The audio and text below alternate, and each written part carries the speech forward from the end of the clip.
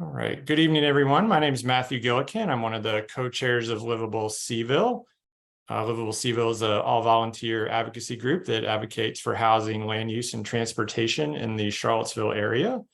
I'm also the parent of 3 city school students, 2 at Jackson Via and 1 at Walker. Also, my wife is a kindergarten teacher at Jackson Via. So I have a lot of personal investment in the city schools. And on behalf of Livable Seville and Charlottesville United for Public Education, I wanted to thank everyone for joining us for this discussion about transportation in the city schools, which has been a complicated topic for the last few years, really. And we wanted to provide an opportunity to update everyone on what's going on, hear from some different voices about concerns and questions, and try to identify ways we can all work together to come to some solutions. We're going to have a number of speakers tonight, so I'm going to ask some of our different speakers to introduce themselves, and then we will jump into our main part of our presentation. So Ben, how about you go ahead? Sure. My name's Ben Chambers. I'm the city's transportation planning manager. And Kyle? My name is Kyle Rodland. I am the Safe Routes to School coordinator for the city. And Amanda? Hi there, I'm Amanda Korman. I'm the Community Relations Liaison for Charlottesville Schools, and I sit on the combined City Schools Safe Routes to School committee with Ben, Kyle, Kim, and a lot of other folks. And Sandra. Hi, everybody. My name is Sandra Avalos-Poe. I'm the community organizer for Charlottesville United for Public Education. Thank you all. So one quick housekeeping thing before we jump in is that at the end, we are going to have a time of Q&A, which we really want to hear your questions, as you maybe already have questions or as the presentation goes along. The way that will be set up is that you will ask them through the chat, and the chat is designed so that questions will not go out to everyone. They will go to those of us who are co-hosts and or just to me. So, and I'll be kind of pulling those together, and then I'll be moderating the chat at the end. So we're going to start out. Amanda, if you want to share the screen, and we'll hop right in. One moment.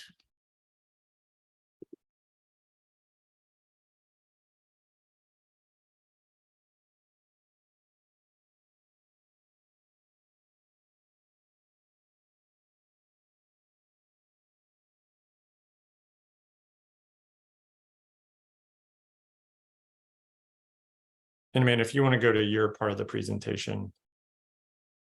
That's a good idea. Yeah.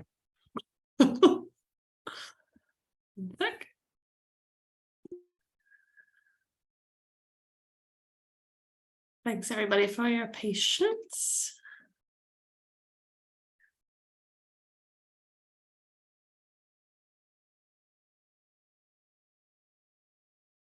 Okay, great. So just a quick overview of what I'm going to be reviewing tonight with my colleagues from the city. And I thought we would just start with a big picture of where we're at. We won't go into too much about how we got here, but just to give some context, I know a lot of parents, families are well into this, but some may be new. This is really year 2 of a new approach to school transportation with our expanded walk zones and our acknowledgement that this school bus driver shortage is not going away anytime soon, and that there are things that we can do as a community to make our city, to make school transportation accessible to more people, and to make walking, biking, scootering, skateboarding, and other non-car transportation more accessible to more of our families. But it's only year 2, so that long-term culture shift is still really new. Matthew already kind of emphasized this, that we remain solutions oriented. We have been working hard on this all throughout the 22-23 school year this summer, and we have continued big plans to continue to address this from a lot of different angles that you'll hear about tonight. And then the other piece that folks may be less aware of is that a school bus driver shortage, expanding our walk zones, and dealing with new ways to invest in transportation for our students is we're not dealing with this alone. And in fact, the efforts that we as a community spearheaded last year have become a template and a way for other communities to be inspired and to learn from us. So the school system in the city have heard specifically from Raleigh, North Carolina and Winchester, Virginia school systems who have come to us asking for advice about how they can adopt some of the strategies that we as schools and city, but also in partnering with the community, how we have gotten this started. And we presented all of this work, safe routes to school, expanded walk zones, and all the other community partnership oriented pieces. We presented that at a National School Communications Conference in July. There's a lot of interest because, again, this is not just a local issue, not just a regional issue. It's really, really national. So that I just wanted to give everybody kind of a big picture before I hand it over to my colleagues in the city.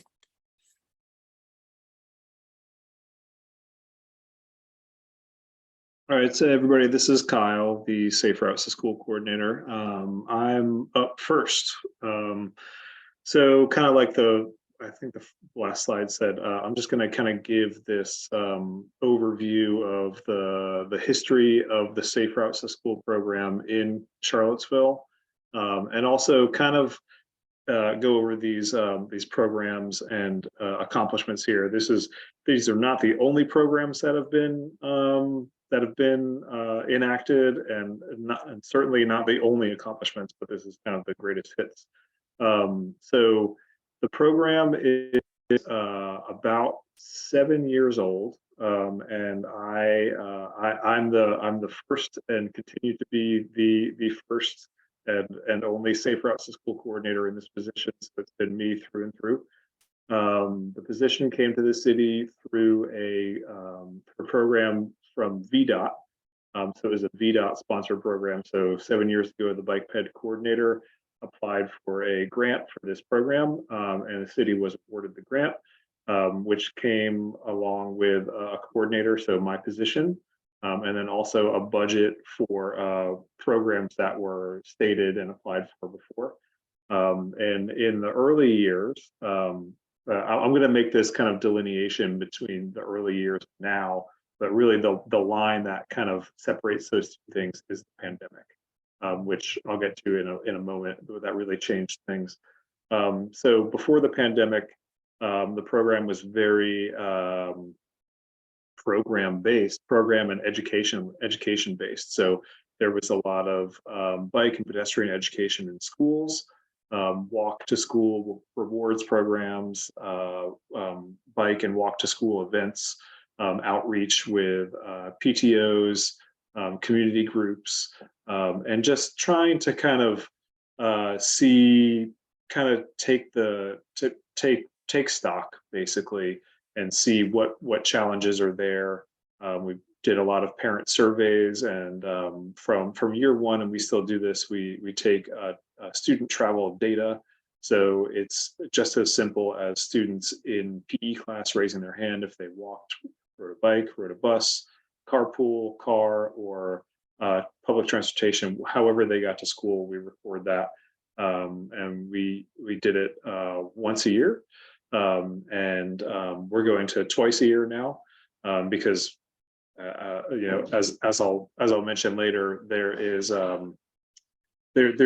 just a big change after the pandemic, and a lot more people walking and riding bikes. So hold on a second. I have a rogue child who just entered the room.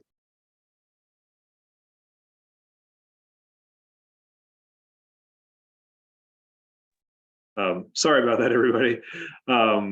Yeah, so basically before the pandemic, it was really programmatic. And then after the pandemic, or I should say when the pandemic started, we noticed that the guidelines will be different. So when classes went back in person, the guidelines would be different for even busing, right? And that kind of started this whole second phase of the Safe Routes program. So we kind of formed what what is not often called the Student Transportation Committee. I just kind of threw that on a slide. So we don't refer to ourselves as that that often, but maybe we will. And that consists of me at the city, now Ben, and then Amanda and Beth and Kim from the schools, also Brennan Duncan, who's the city traffic engineer. So it's basically city and school officials kind of coming together to solve all of the transportation problems. It goes beyond walking and biking and scooters and skateboards. It goes to bus routes and how everything is intertwined, and trying to find creative solutions for all those kinds of things. But to hit on these accomplishments and programs, some of the programs that we had before the pandemic are still in motion. Some of them have fallen off. We're trying other programs that we just kind of, adapt and see what works for the schools and the school communities. One of the biggest programs that's been successful lately, which was kind of in its infancy before the pandemic, but is really maturing now, is the mobile bike repair. And that's a program that is mostly led by community bikes. So this is a partnership between Safe Routes and Community Bikes, where there is a mobile bike shop basically that goes around to underserved communities in town. There's a spring season and a fall season, and it goes every other week. And so this is volunteer mechanics show up, and the bike trailer is stocked with parts, and everybody is welcome to come out and bring their bikes. It's based around the schedule of school and when students come home from school. So it's mostly students who are receiving services from this, and so basically kids get their bikes tuned up for free. We're continuing bike and pedestrian education and PE class. Most of the schools have a fleet of bikes at the schools that was purchased through the Safe Routes program, and it really is up to the teacher how those bikes are implemented. Some teachers do a solid week or two of just bikes for certain grade levels. Other PE teachers decide to use them in between their set units, so it's kind of peppered throughout the year. And other teachers, they use them once a week. So it really is kind of up to the teacher. We just kind of assist in however they see fit, but work with them to kind of get bike and pedestrian education into the BE class. That looks like riding bikes, teaching kids how to ride a bike, also teaching them how to ride their bike in different environments, and then also how to navigate streetscapes on foot, mostly enacted with community walks, so walking around the neighborhood, and a little bit of a dialogue going on when that walking is happening. There's a free helmet program. Before the pandemic, that program was through the schools, and so it was mostly the PE teachers who would receive requests or identify students who didn't have helmets, and they would receive a helmet for free, no questions asked, no forms to fill out, no qualifications needed. Just if you need one, you can have one. But now that helmet program has kind of shifted. It was a little bit of a burden on the schools, so it's shifted from the schools and has been absorbed into the mobile bike repair events. So those helmets are available for students at those events. Certainly, if a school asks for helmets, which does happen on occasion, we provide them with helmets to give. We've also developed in conjunction with the schools, so the city and the schools, we've kind of come together to make official kind of walk to school maps and routes along those maps. And those maps are kind of data based. We kind of put out for public comment, but it's kind of hard to get a large response from people, but the responses we do get from people about suggestions and routes and what feels safe and what is not safe is 100% taken into consideration. But those routes on those maps are largely designed on the continuous or sidewalk continuation. So if they're, meaning what route to school has the most walk and bike infrastructure. So what is kind of the safest, and that all that data was kind of pulled through the city GIS.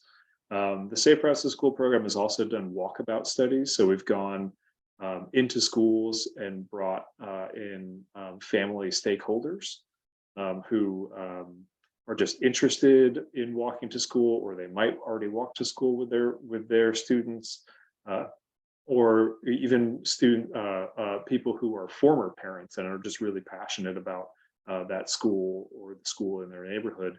And we've taken them around and they've kind of shown us what the problem areas are. And we've collected that information and those comments, and we've worked with an outside consultant, Tool Design, which is an engineering firm or a design firm in either Northern Virginia or Maryland, somewhere up there.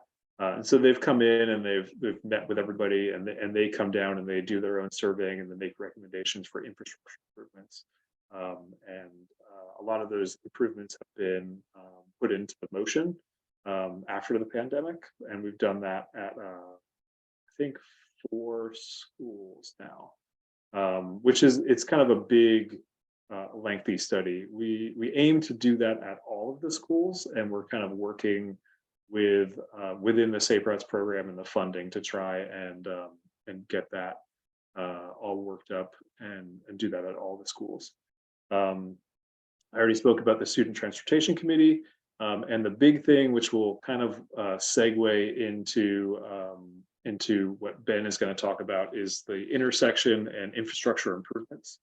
So after school went back in person, the city there's been a big shift, which has kind of made Safe Routes to School as a program, as a mindset, as a value, kind of a foundational element of the city.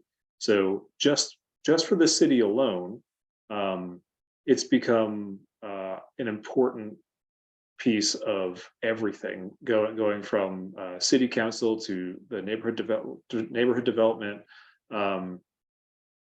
services department, public works. It's an element in how all the infrastructure and all the infrastructure projects and traffic projects are looked at and designed and considered. So Safe Routes basically kind of has a seat at all of the tables that are pertinent to the program.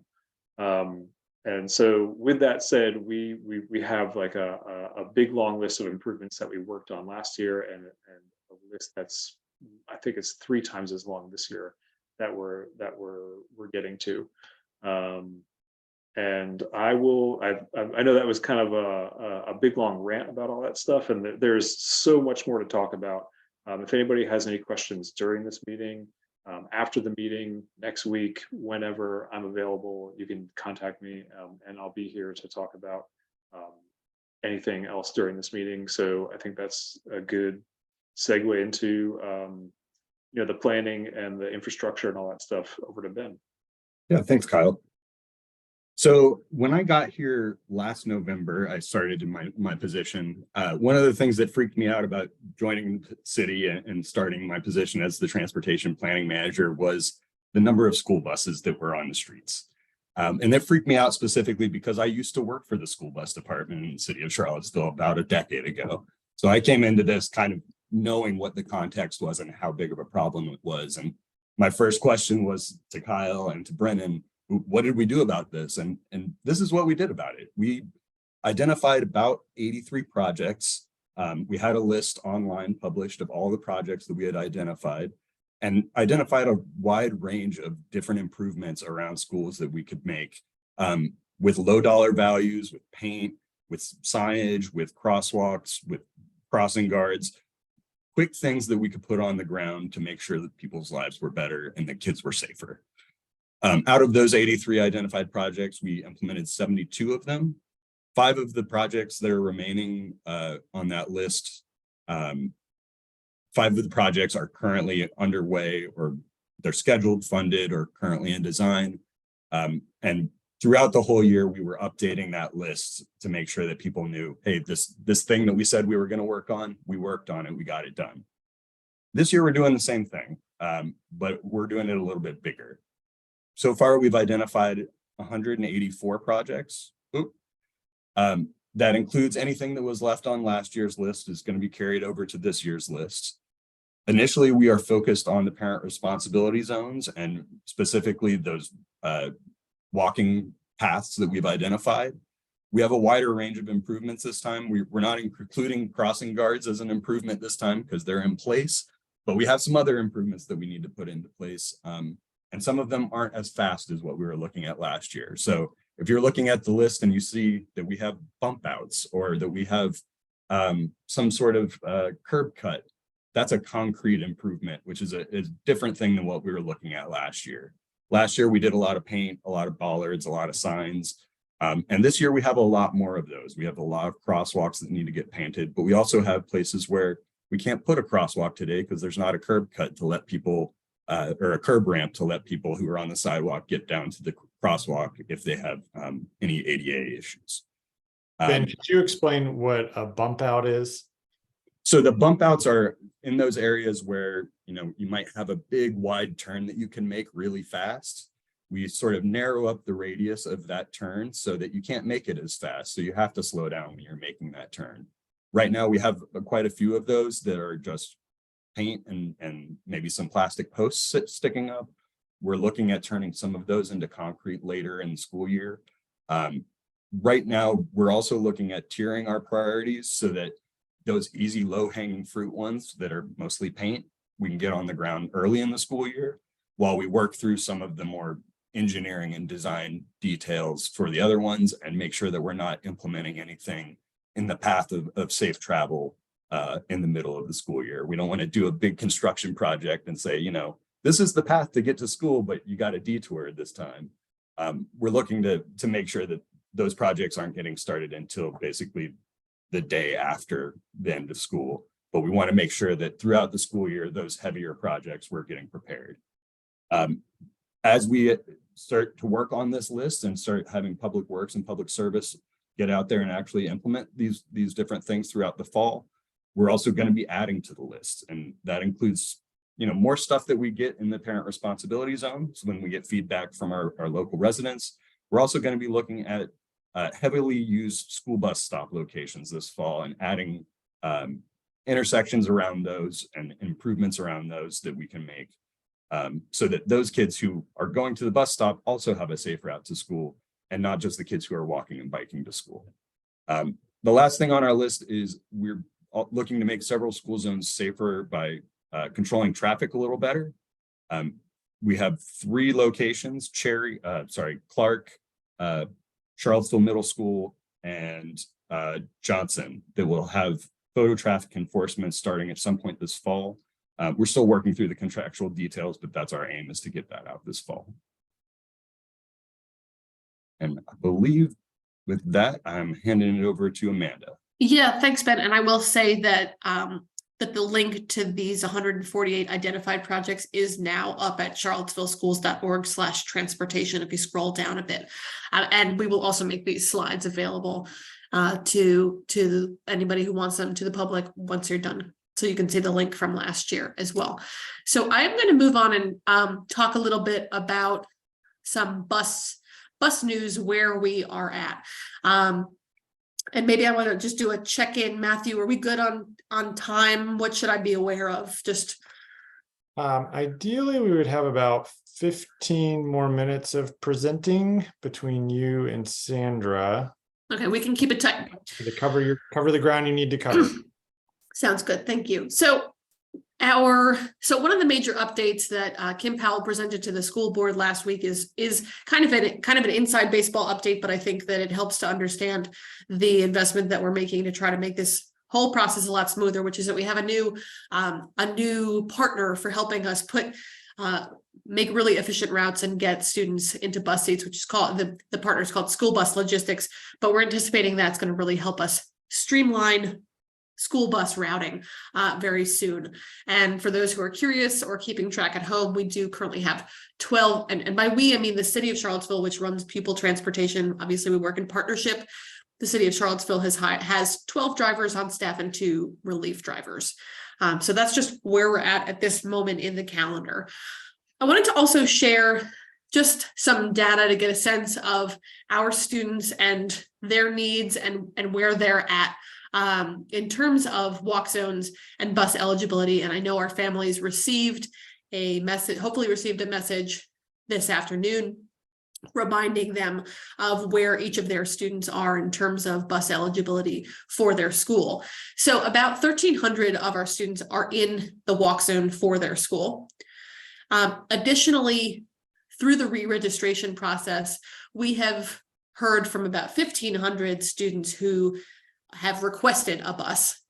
And then we have almost 1,000 students who are eligible for the bus, but who have said, I'm going to find another way. I know that there's a shortage and our family can find another way. So let's leave those bus seats to somebody else. And then we also have families who haven't yet filled out the registration forms, but just to be clear, we have not forgotten them. We are not, that's not a penalty towards bus service. We have data from last year that we use to plan routes to include all those families, and our schools, our principals and assistant principals have been making personal calls to families that they know. Perhaps they moved, perhaps they know the situation for that family. There's a high need, and we want to make sure that that is going to be reflected in this first set of routing that we're doing. So just wanted to give you a little bit of a sense of the number of a kind of by the numbers. And then the takeaways, and I want to spend just maybe a beat longer here. So as families were notified today, bus assignments are going to be going out by next week, August 15th. But I will say that as we notified families today, the city is taking a conservative approach to routing our students, which is why we're anticipating that there will be a larger wait list than we ended last year's school year with. We anticipate that is going to begin to be resolved within the first month. And so I want to talk about that a little bit. What does that mean? Conservative approach. Why are we going with that approach? Really, partly because of a lot of the shifts that happened for our families over the summer with moving, with new families that we're getting to know. We want to make sure that families who have identified themselves as having a high need, and our families know on the registration process, they are asked to self-identify as how much does your child need this bus to get to school? And so those families who have said, my child cannot get to school if they are not assigned to the bus, are prioritized for this. They're always prioritized, but in order to make sure that all those families, including the ones that we haven't yet heard from, but we are expecting they fit that need, in order to ensure support for them, we do anticipate that more families are going to get a waitlist assignment when they hear from us next week. Nobody likes to hear that, obviously. And I also kind of want to say, and I know we've said this in the past, but our community is one where people actually tend to underreport their need, right? So if you're hearing this and wondering and thinking, oh, well, all someone has to do is say that they have high need, we end up needing to encourage people to say, if that is truly your need, you need to reflect that, because I think everybody in this community has this sense of wanting to help out a neighbor, and by maybe underselling their need. And so I think that the system is going to really make sure that we're getting the kids on the bus who really couldn't get there any other way.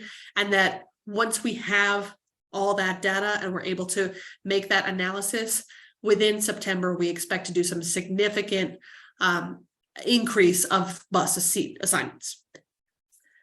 So that is Are you able to say at this point how many people will be on the wait list, or is that still being ironed out as we're speaking? That is being ironed out as we're speaking. Yeah, I don't have that data. Kim, I don't know if I lost your window, but if you want to add anything to that, Kim Powell is our director of our chief of operations, and who works in detail with the city on this. Kim, anything to add there? Hi, Hi, everyone. No, I think you explained it fairly well.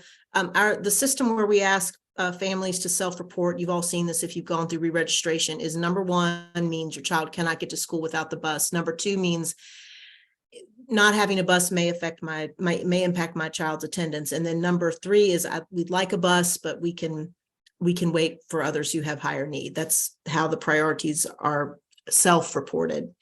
On top of that, we have to consider transportation requirements for students with special needs that require transportation as part of their IEP. We have to consider also McKinney-Vento, which is a federal program for homeless students experiencing homelessness, and the driver pool has to address those needs as well. We also use contract services for that. The fact that we know some of our families with the highest needs have not re-registered is just it happens every year. It's that piece is not new. It just means that we have to manage the capacity carefully to make sure that those students are not left without any way to get to school for an extended period of time. We are optimistic that the new routing service we're using is going to enable us to much more quickly work down wait lists once the dust settles and we have better data. Thanks, Kim. All right, I'm going to move on and talk a little bit about some just walk zone news and kind of the perspective. And the walk zone news is that there is no new news for the walk zone. So we expanded the walk zones last year up to 3/4 of a mile radius for elementaries and 1.25 miles for Walker, Buford, and CHS, and that is still the same.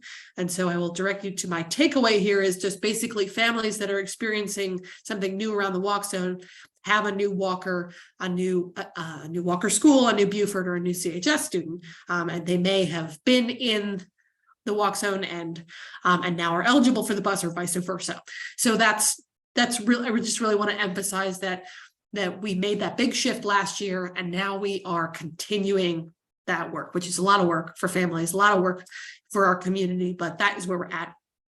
And we also, excuse me, also want to just mention that our guided walking school buses, which are staffed by Seville Schools employees, are going to continue for our Venable students who live in the West Haven neighborhood and our Clark students who live in the Kindlewood, formerly known as Friendship Court neighborhood. And we had consistently about 50 students who use those particular walking school buses last year, just to give you a little bit of a sense. And then by the numbers here is that we have 10 amazing crossing guards and 3 substitute crossing guards ready to serve. And that's a picture of Shanae at Walker School. So if you have a Walker kid, you certainly know her smiling face. And so that is my walk zone news. Okay, and so just quickly, and families received this information, so I'm not going to read this in detail, but for walk zone families, just thinking about the kinds of prep that you can do to feel successful on that first day of school on August 23rd. This is an example on the right of one of our school route maps that we do in conjunction with Safe Routes to School, practicing your route, talking with people in your neighborhood about how you could do this together. We know that there have been community and parent-led other guided walking groups in other neighborhoods, particularly in the elementary schools. And the more of those, the better. And it's really, really cool community building piece. So that's for our walk zone families. And I'm calling this bus hopeful families. Again, possibility that it's not going to be the news you want to hear next week. Know that is going to be addressed within the month of September, but thinking about other options for the beginning of the school year for those families, so that August 23rd and the first month of school can be a success, and particularly emphasizing the CAT buses, and that we really did have a lot of families of older students who were successfully able to use CAT to get to school. We know we had families and parents who were supporting this, and we know we had students who really began to feel confident and to be able to do that on their own. And what a great skill to have, making lemonade out of lemons, certainly understood there. I also just want to briefly touch on ways to help some jobs that are in the city and the schools that support this work are obviously our crossing guards and bus drivers, including driving a smaller 14-passenger bus, which may feel more imaginable to folks in the community who've never driven a bus before. And also our Public Works Department is looking for project managers. So all those pieces, those projects that Ben talked about need to be managed through the city, and they're looking for that. And then in terms of volunteer, I'll just again emphasize, I actually think that one of the best things that anyone can do is just to start a walking school bus in your neighborhood and to get your neighbors out. And you never know how that could really impact and help a neighbor or be the help that you need on a time when you need help. And as we did last year, we'll be inviting the community to come out and cheer on our students who are getting to school in all kinds of ways. And so stay tuned about that. We'll have signups for people to come to different schools, our local celebrities and UVA cheerleaders and sports teams to come and just create that sense of excitement about the beginning of school period, but just the myriad ways that people can get to school.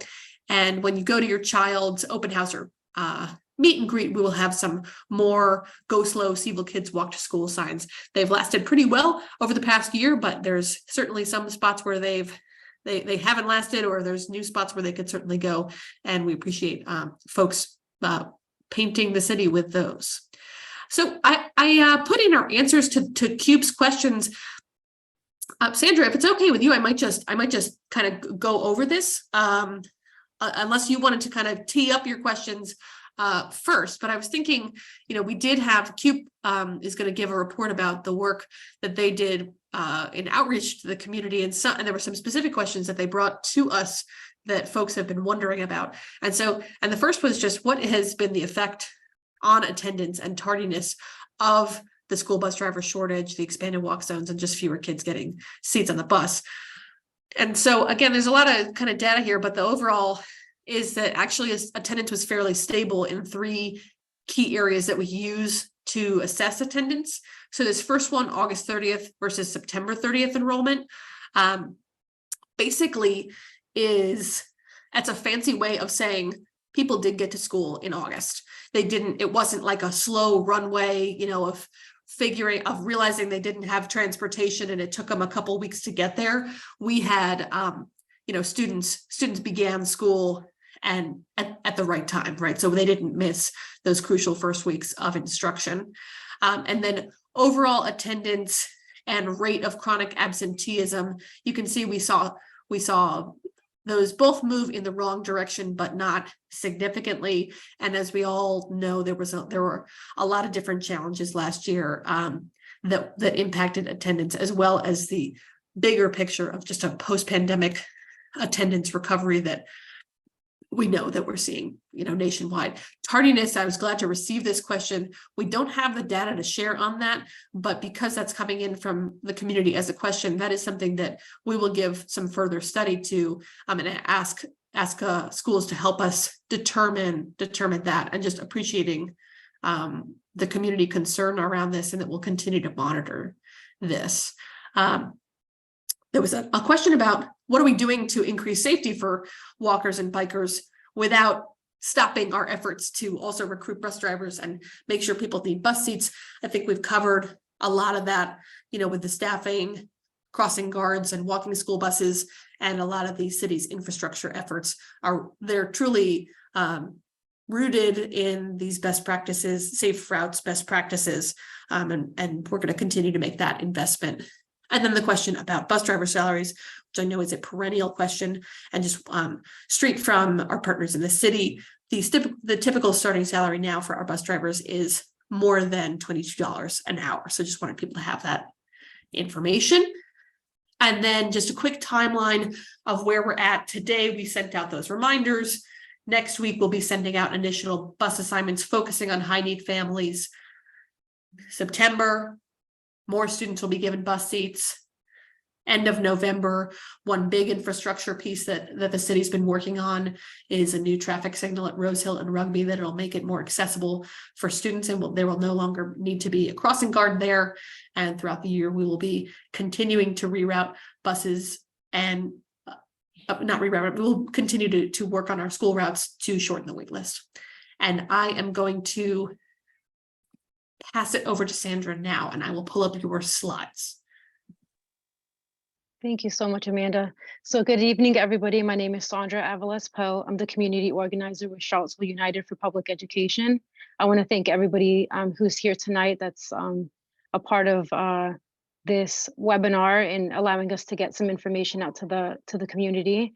Also a huge thanks to Livable Cville, as well as Amanda Korman, Ben Chambers for making this event possible. And also Kim, thank you so much for being here to answer any of our questions. So Charlottesville United began hearing transportation challenges from families last fall, and it led us to basically start a initial public school matters webinar where we were able to get information out to the community about some of the things that we had been hearing. We've continued those conversations in pickup lines as parents are picking up their children from schools, and we were able to visit almost every single Charlottesville City school to get some feedback. We also have done a few focus groups with caregivers and community stakeholders, as well as interviews with bus drivers and being able to create some partnerships within the Charlottesville community, like the Community Solutions Clinic at UVA Law. So we're bringing forward a set of recommendations and questions tonight. Amanda has already answered the question, so the next portion is just going to be some of our recommendations. And these are a result of those conversations that we did have with people in our communities. We do want to acknowledge that we continue to hear all of Charlottesville City Schools' work. I think that you guys are doing an amazing job in communicating updates despite our hard situations. COVID has been something that I think we're all very well aware has been a huge challenge for everybody. And we want to recognize the crossing guards who have been critical and going above and beyond their roles. I've seen it firsthand. I think that as a community, we've been really good about coming together and trying to make this as easy of a process as we can. So let's go right into the recommendations. So in this first slide, you're going to see where there's like a graph kind of to show you some of the recommendations, and it's going to go from the first 4 is going to be our immediate action items that we would like to see as like done short term. And the first one is going to be to adjust compensation to ensure sufficient number of bus drivers. We have been seeing an increase in that, so happy to see that. Number 2 is going to be increased communication. That includes with bus drivers, applicants while in the process of wanting to be a bus driver. It's a very long process, and we know that there needs to be a little bit more support for that.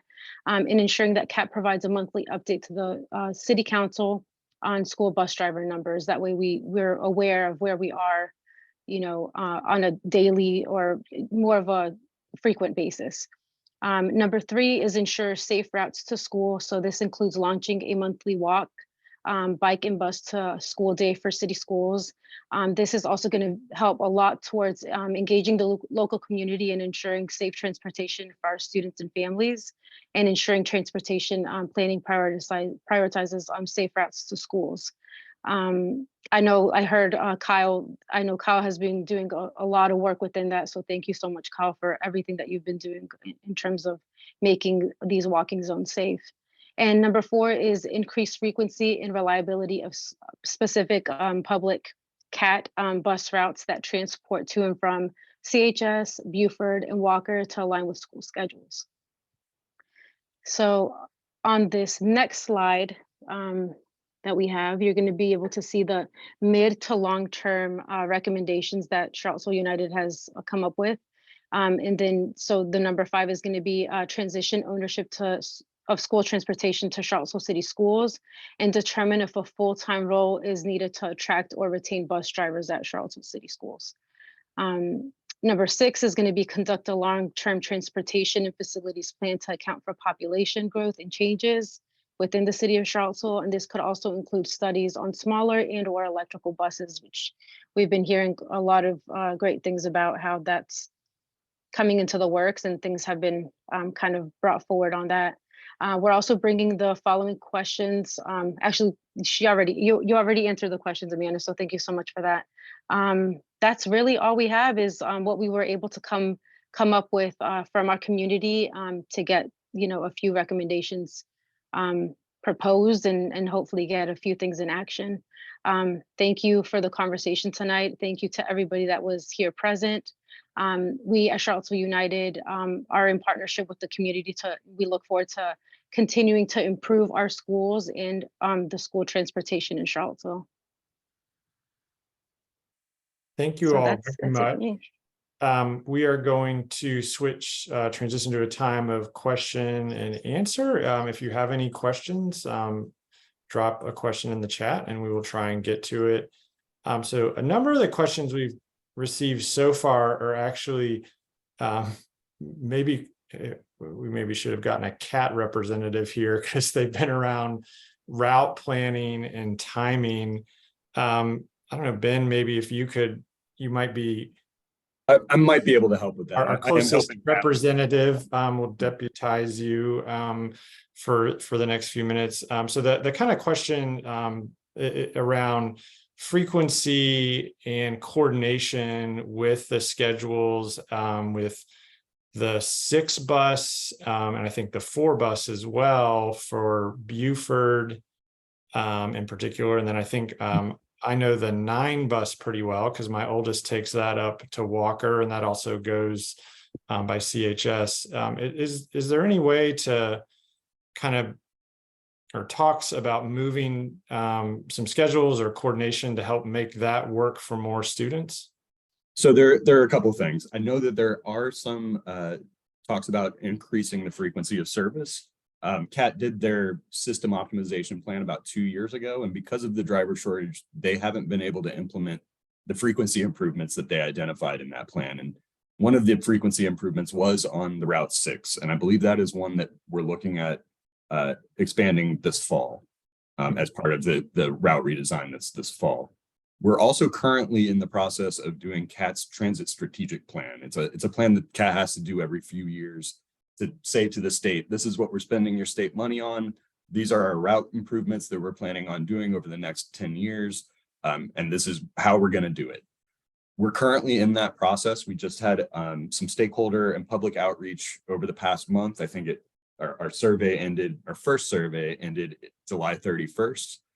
Most of that was around goals and objectives of the system and connecting to large attractors like schools and big businesses is definitely a goal that CAT is going to try to accomplish.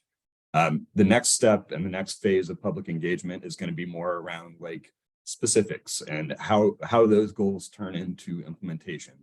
I think that's a great opportunity for the public to get involved and point out that, to meet the goals of getting to those big attractors like schools, you have to make certain changes, and you have to make certain changes to the schedule and to the frequency. So everyone will have an opportunity to weigh in this fall as we work through that process with CAT. Okay, thank you very much. Let's see here.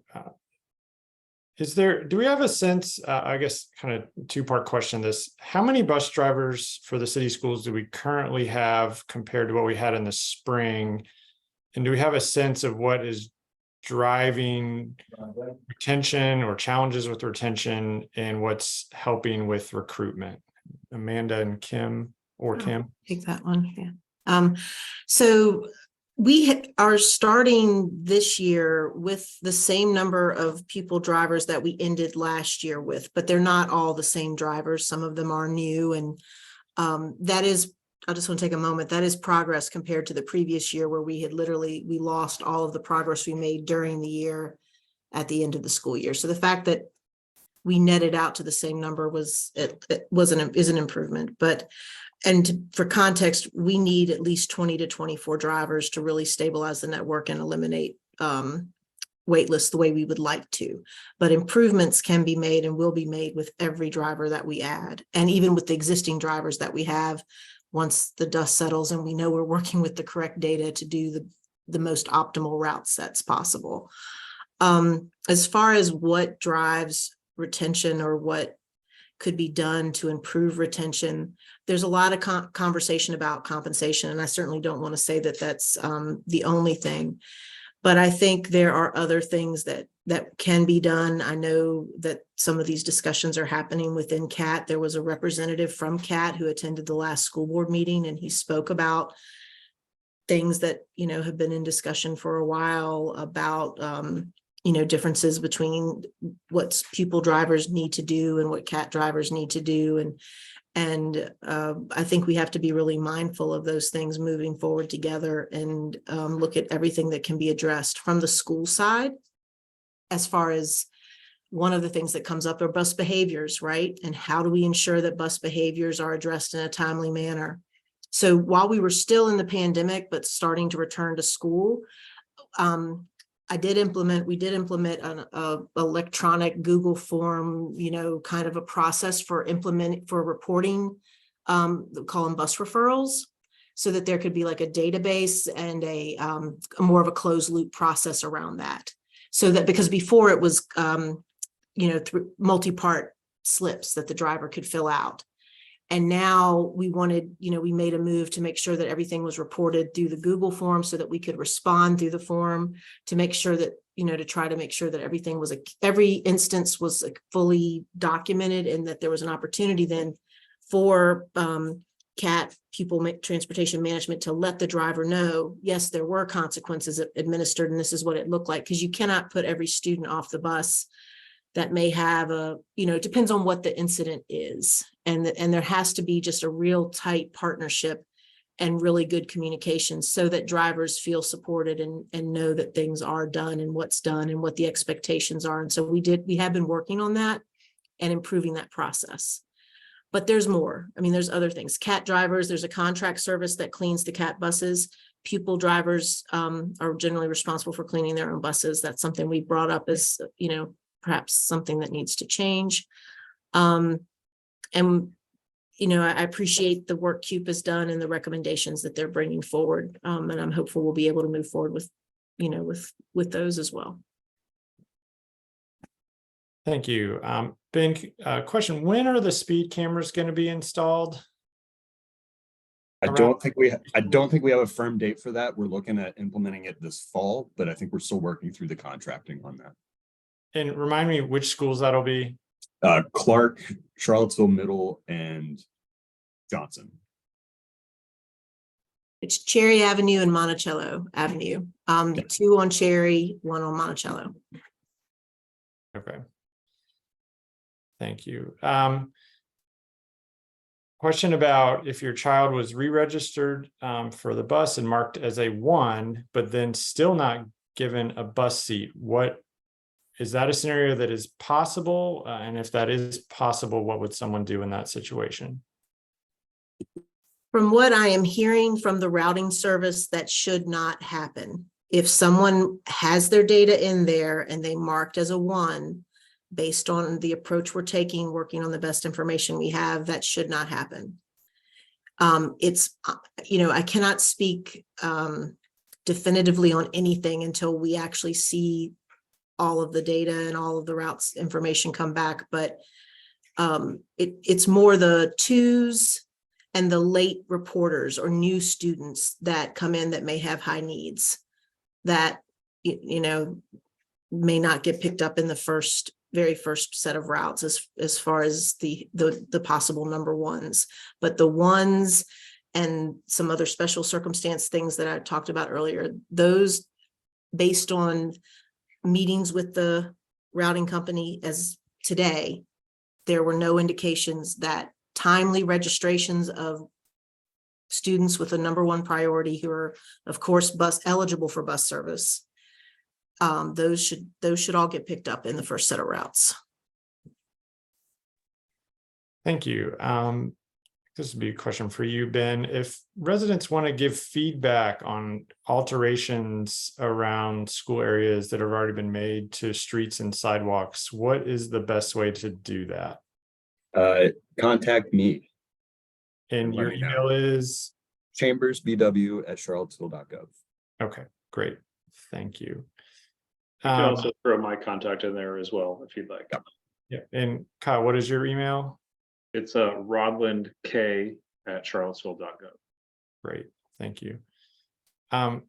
Question about I think this might be for you, Amanda, around the data that was pulled on chronic absenteeism and absences. I think there's kind of probably a lot to unpack there and multiple variables, as you've said, but some folks have expressed concern that maybe these issues are a larger issue than maybe you initially described. And I know you were trying to get a lot of information in a short time.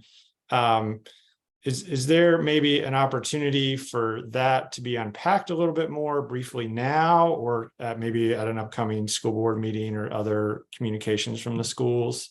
Sure. Is there anything anything that people specifically wanted to hear about, or you just want me to slow down? I think, well, so this a specific question was what data analysis methods were used to determine that the changes in chronic absenteeism and absences are not statistically significant? Great question. I did use the word significant, and I did not personally apply a t-test to this data. And I would say that, and all joking aside, I don't mean to be light about that issue. Chronic absenteeism, nobody likes that number that you saw.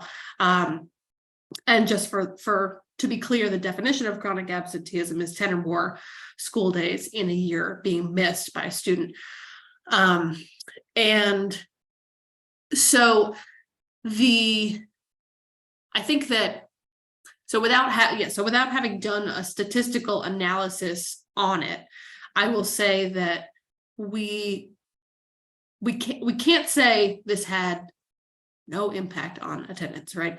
But we know that essentially, I mean, we were glad to see that it was not stark. I take the point that more data analysis would help us feel more confident in that. And I also think just that more data gathering as into the new year is going to benefit us as well. So I think that's part one, is that we were just glad to see that it wasn't a kind of a crater of impact. But part two is that we know that everybody's reasons for missing school are, you can't boil it down to one thing. And that if you used to get a bus, maybe before the pandemic, you were a bus rider, and then the pandemic happened, and maybe the situation of your family, was so impacted by that being used to going out to school, it just, even that change, that habit changed, that no longer having a bus has an impact on how your family is able to operate. It's not the only thing going on, but maybe if you did have a bus, you would be able to get to school some percentage more of the time, even if it was still, you might still be chronically absent.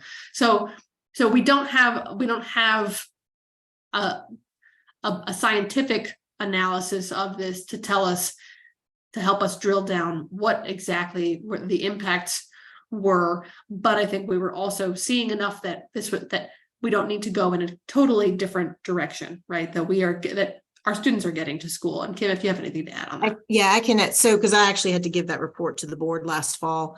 What we found was that when we looked at attendance rates, comparing last year with the new walk zones to prior years and how they were tracking, they weren't tracking differently as far as percentage of attendance. Now, that does not say anything about individual student cases, but what I can tell you about individual student cases that is also worth us digging into more is that often the students that we see that are tracking that are being tracked with attendance issues actually have assigned bus seats, and because they're high need, they're high priority, and so they're missing school more often than we would like for other reasons. These are children that were having difficulty attending school, even, throughout their career, or and so attendance is a huge topic for our academic leadership and all the folks who focus on school instruction, because it's so critical. But to Amanda's point, we will have to continue looking at it, and nothing we have done prior to the CUBE question tried to do anything with looking at tardies versus whether or not a child had a bus seat, and assuming they were eligible for a bus seat. So there's a lot to unpack there, a lot more work that can be done with the data analysis, but in the midst of everything else, the quick and dirty of analysis that was done last fall over multiple months showed that our overall attendance levels were tracking with, prior year's attendance levels. And that's what, so we didn't see the crater impact that we were worried about, but there could certainly be more analysis. And so, yeah, I hope that helps. Okay, I'm going to do one last question, then we're going to wrap it up. Question about recruiting efforts to get more bus drivers and more staff for these things. Just someone commented they don't feel like they see nearly as many social media posts or flyers or community efforts for CCS as for other school divisions. Could you comment on that and maybe share some ways that those of us here and in our networks could be part of boosting that communication? Well, I would say that that it's a great reminder that it's just an ongoing need to be boosted. And I think that whenever that whenever pupil transportation has done, they've done fairs and they've done a lot of in-person work and helping people test out driving buses and all that. And we certainly, amplify that whenever we can, but we could definitely do more. All right, well, we're going to wrap up there. And the Gillikin family is ready to wrap up collectively. Thank you all so much for joining us. The recording will be available by tomorrow morning on Livable Cville's YouTube channel. And I expect that the city schools will also link to that as well. But I want to thank Charlottesville United for Public Education and our speakers from the city and the city schools for their time tonight and for your continued investment in our community. Thank you all very much and have a great evening. Thank you. Thanks, everybody. Thanks, everyone. Thanks, Matthew. Thanks all.